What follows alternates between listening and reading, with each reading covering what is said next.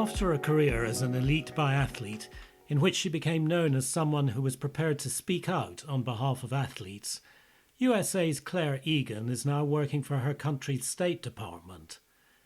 I'm Callum Murray, and in the BIU's introductory podcast for its new series, Summer of the Athlete's Voice, I spoke to Clare about the importance of speaking out, her years on the BIU Athletes Committee and the BIU Board, and how they prepared her for public life. Stay tuned.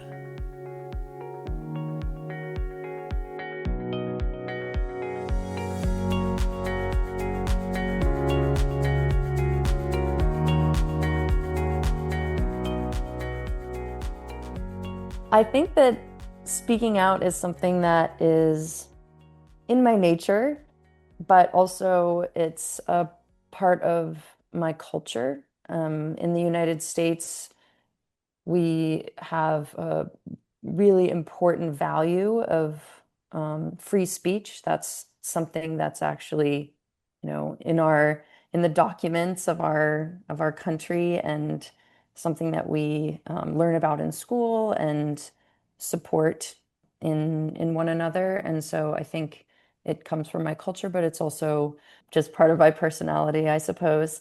But I think where it came to speaking out on behalf of athletes, that was maybe just a natural progression. I think soon after I joined the IBU Biathlon World Cup for the first time in January of 2015, it became apparent to me that some things were not right or not fair, and so it was just in my nature to speak up.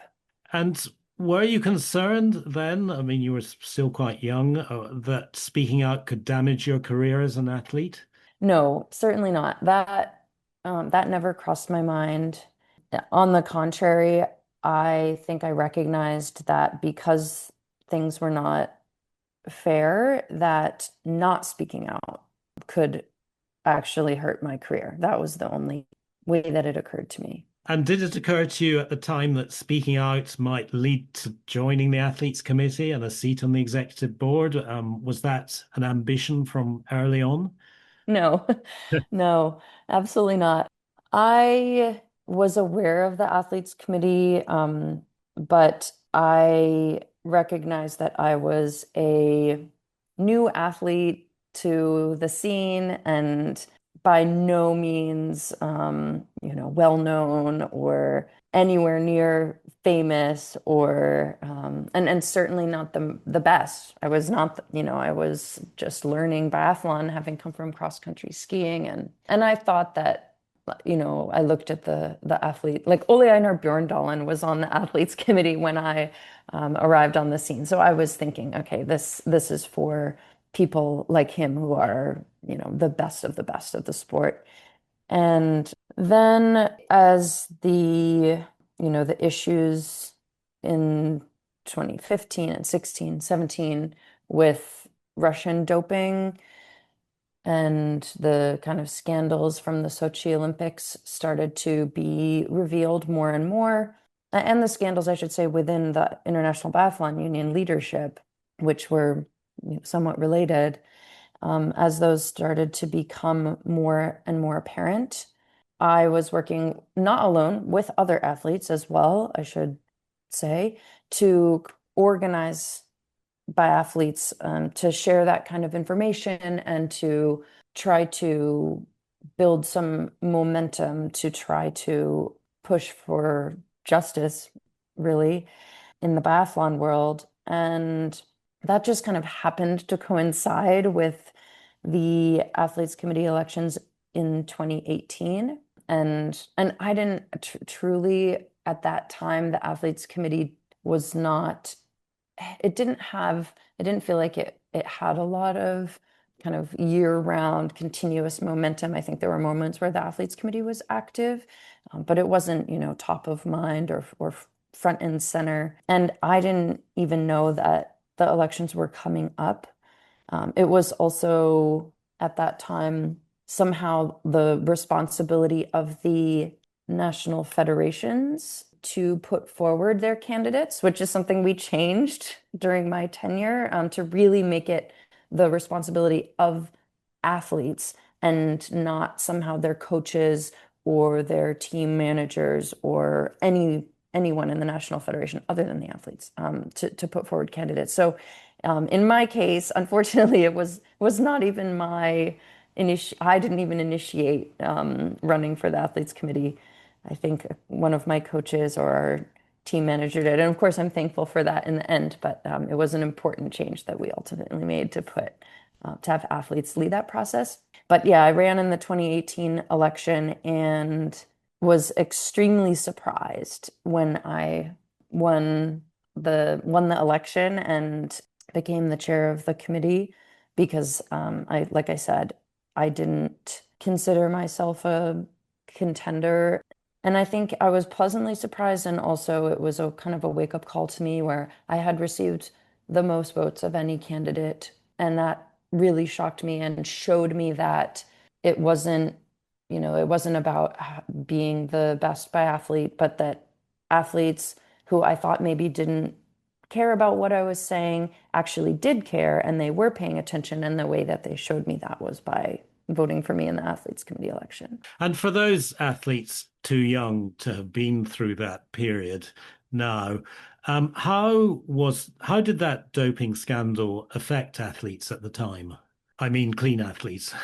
Yeah, it was a very hard time because, and I still feel this way, I have so much respect for every athlete that comes out and does biathlon. Is such a humbling sport, and you have to work so hard. And I would never wish a poor performance on anyone. I mean, I remember in I guess it was Beijing, in the Beijing Olympics, the Russian men's team were leading the relay by like an insane amount, I mean, minutes.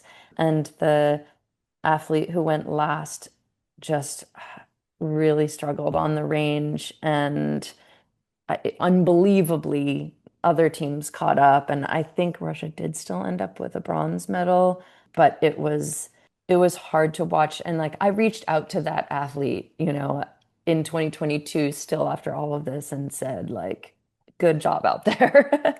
Like, so my point is just that, I think uh, I wanted, and like all the athletes, we want to trust the people we're competing against, and we want to have and enjoy this wonderful positive environment of the biathlon family that we all really seek to cultivate and we're lucky to be part of. But at that time, there was this really dark shadow over the Russian team specifically because that was where the evidence was coming out of the doping program that had been in place for a long time, including up until Sochi and afterwards as well.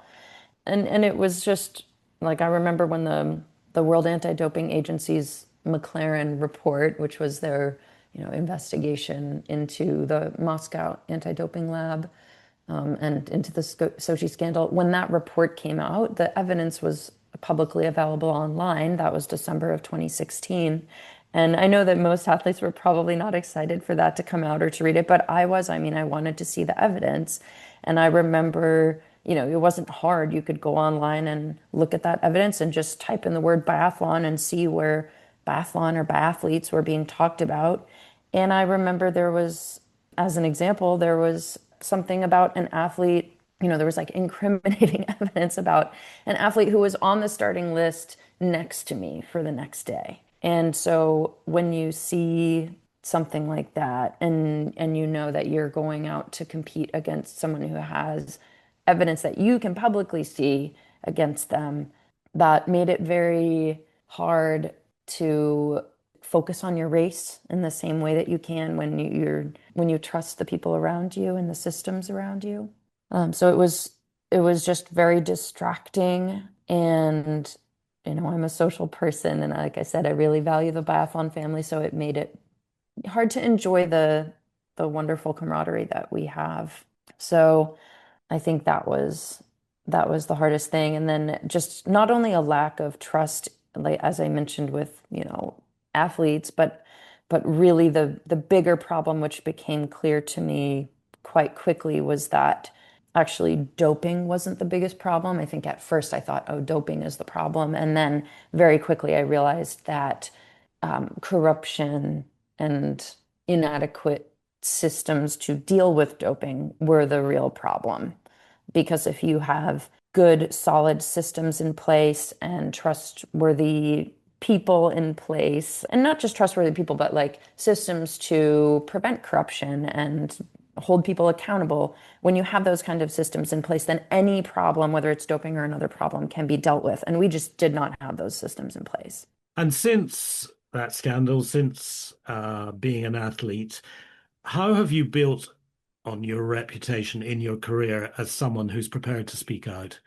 That's a good question. Well, I think I work now for my country's government in our we call it our State Department. Most other countries call it the Ministry of Foreign Affairs. And my work in the athletes committee and experience, I think, with speaking out it definitely has helped me. And I think it even helped me get my job. I mean, I remember going through the interview process, and I don't know if that's just here in the US, but I doubt it. I think probably in other places too. You might get a question that's, something like, what was an example of a time that you encountered a problem, or, you had to make a change to improve something, and like, how did you step up to try to make that change? There's, a lot of people can identify problems and complain about them, but what I think is really helpful in any job, whether it's biathlon related and coaching or anything else, is how to actually resolve problems. How has the IBU changed since your time as an athlete? And is there scope for athletes to play an even greater role than they do now? How has it changed since I was there? Well, I think the biathlon integrity unit continues to, I guess, kind of establish itself. It's been in place now, I think, since 2019.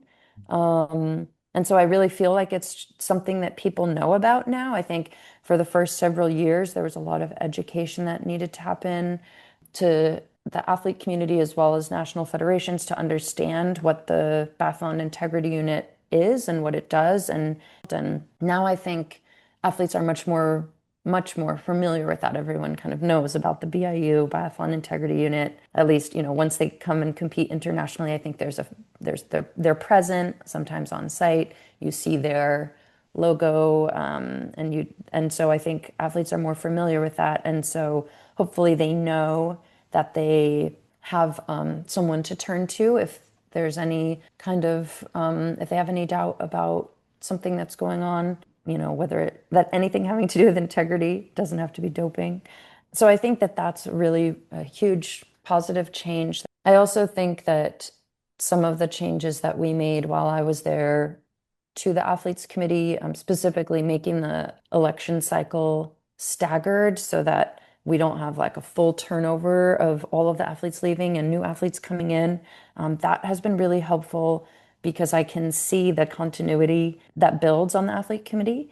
And even now, I still get some athletes' newsletters from the current athletes committee. And so that's always a happy day for me when I get one of those in my inbox, because I can see that something that I started is still going strong. And I can also see how it evolves, and it's like getting better and better. So, what I started with like a very casual or kind of non-professional email now looks like a really good newsletter. And it's great to see those kinds of things evolve. And I guess similar to the Biathlon Integrity Unit, I think people now know about the Athletes Committee and expect a certain level of leadership from them, which we didn't really have that expectation before. Where it can be better and where I do think there's place for more athlete involvement. First of all, I do think it can be better, and I definitely think there's more space for athlete involvement. The most obvious one to me is in the executive board, in the boardroom. There's one athlete representative and I think 10 board members. So I sat in that seat, and it can be very difficult to really make the athlete voice. It wasn't difficult for me to make it heard. I have no problem speaking up, and that was my job, and I was happy to do that. But sometimes I felt it was hard to actually influence change or decisions because at the end of the day, I had one vote. And so one vote in 10 or 11, I can't remember exactly how many voting members there are, but in any case, it's at most 10%, there's one athlete. And so it really became, it was very important if I thought the athlete viewpoint was perhaps different than the viewpoint of the other board members to really try to influence them and build a coalition, prior to any kind of discussion about a topic. Otherwise, it ended up being, kind of 1 against 10, which doesn't get you very far. So I think there's room for more athlete representatives on the board. So that's one thing that I had raised in the past before I stepped off. I think the fact that they have changed the athletes committee bylaws to allow for retired athletes to participate makes that more plausible because many athletes who are active probably, I mean, you don't have time to go to all the meetings. Even I, even though I was really trying to make it in person to every meeting. I mean, I live in the United States, the meetings are in Europe. Like I was training. It's impossible truly to be fully there as an active athlete. Once I retired and I still had 2 more years on the board, I was able to attend all the meetings.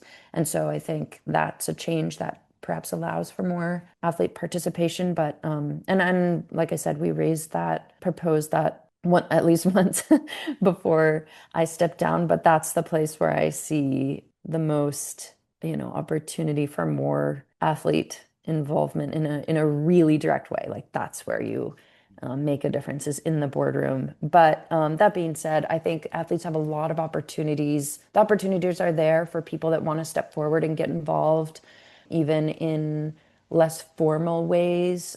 Every team should have its own athletes committee, and leadership in your team can be hugely impactful also outside of your team because the teams influence each other. So even within one's team, there's an opportunity to step up and if you don't have that kind of, if you don't have an athletes committee, like make one. I think that was something that is obvious to me, but maybe less obvious to others is, and I really believe it, like the athletes do hold all of the power, all of it, all of it.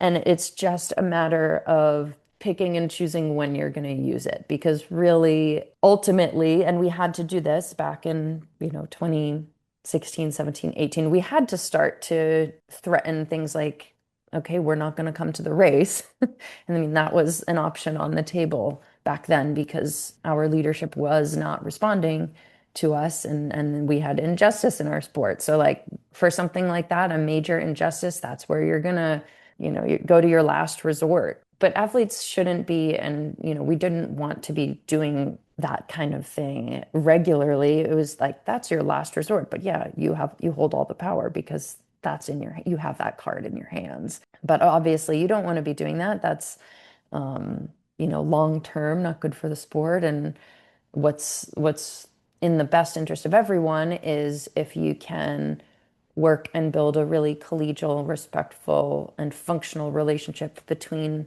athletes and all of the other stakeholders, the organizing committees and the coaches and national federation presidents and volunteers and fans. Like everyone kind of needs to work together in order to have the best outcomes going forward. And I think we have worked really hard to that end. But if things are not going well, athletes absolutely do have the power to turn things around and make things right. And all it takes is stepping up and organizing and speaking out. So, Claire, what will be the next step in your career, and how much has your experience in biathlon helped to shape it? Well, like I said, I'm working at our Department of State now, and certainly my experience in biathlon. I mean, every day I think about the things in biathlon that helped me get to where I am and that shape who I am. And it's not always the things you expect either. If it was obvious to me that my time leading athletes and writing newsletters and conducting surveys and presenting them to the board, all of that, it was obvious to me that that would be helpful going forward in any job. But Just in general, as an athlete, you have so many skills, just in terms of like your personal organization. I think there's times when I have to get to a place on time with, a list of 20 things prepared. And it's like, I did this every day. I did this every day to get to practice, or I did this 30 times a year for my World Cup starts. And my start time was precise. There was no give and take on that start time. And I just laugh at how complicated it was to just even get to the start line of a biathlon race. So all of these skills from my sport career come into play all the time in ways both expected and unexpected. And I'm so grateful for the experience that I had. So, last question. I think you're aware of the BIU's Summer of the Athlete's Voice campaign. Why is it important for other athletes to be prepared to make their voices heard? It really is so important. And I go back to the beginning where I said that I think this is a cultural value for me that I grew up with, but I know that that is not the case for everyone. And that in some cultures, really, it can be kind of scary to maybe to speak up at first. And also, I think for athletes who have a very large profile, very famous athletes, they have to be more careful in some ways about when they use their voice because it can have a huge impact, but it also can be a huge distraction. That was very evident to me, like that I was able to say and do some things that maybe other athletes couldn't have because it just would have been so overwhelming for them. But that being said, like those kind of athletes can also have an enormous impact. So I guess what it comes down to is it's about organizing. If you feel like there's something that's important to you, whether it's directly related to biathlon or not, it will make all the difference to have good people around you. Like you don't have to speak up alone, and maybe once you start kind of organizing yourselves and talking to other people, you might realize, oh, actually, like I'm not even the best person to speak up about this issue. Like maybe someone else should, maybe you should, and I can help, kind of back you up from behind the scenes. And it can be different people can be better spokespersons for different issues. But I think organizing is the first step, I guess. Like I remember, back before I was elected to the athletes committee, we organized some meetings of athletes. We had never really done that before. Just like put up signs around the World Cup venue. It said, okay, we're gonna meet in this tent, and people came and we got to know each other across our different languages and different nations and cultural backgrounds and kind of found our common ground. And you're so much stronger together in that way. So I think I would encourage athletes to organize, and then speaking out is the second step. Organizing is the first step. Claire, that is incredibly useful and insightful and inspirational. Thank you so much for talking to us today. Thank you so much for having me. Hello to all of my biathlon family friends out there. I hope to meet again soon.